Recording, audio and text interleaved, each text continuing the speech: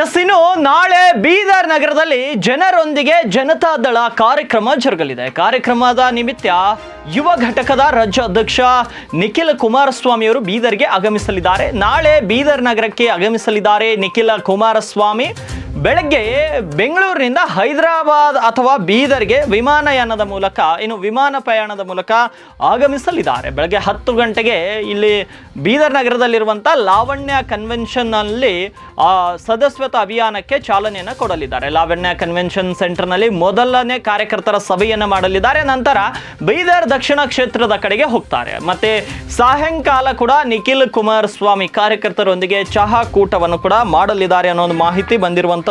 ಅವರ ಪ್ರವಾಸದ ವಿವರವನ್ನು ನೋಡೋದಾದ್ರೆ 8:45 ಬರುವ ಸಾಧ್ಯತೆ ಇದೆ ಬೀದರ್ ನಗರಕ್ಕೆ. ಇನ್ನು 11ರಿಂದ 12:30 ತನಕ ಕಾರ್ಯಕರ್ತರ ಸಭೆ ಮತ್ತು ಸದಸ್ಯತ್ವಕ್ಕೆ ಚಾಲನೆಯನ್ನು ಕೊಡಲಿದ್ದಾರೆ. ಮತ್ತು 1:30 ಬೀದರ್ನಿಂದ ಮೀನ್ಕೇರಾ ಕ್ರಾಸ್ಗೆ ಅಲ್ಲಿ ಬೀದರ್ ದಕ್ಷಿಣ ಕ್ಷೇತ್ರದ ಇನ್ನೊಂದು ಕಾರ್ಯಕ್ರಮ ಇರುತ್ತೆ, ಅಲ್ಲಿಗೆ ಹೋಗ್ತಾರೆ. ಅದಾದ ನಂತರ 2:30 4 ಗಂಟೆವರೆಗೆ ಕಾರ್ಯಕರ್ತರ ಸಭೆಯನ್ನು ಮಾಡಲಿದ್ದಾರೆ.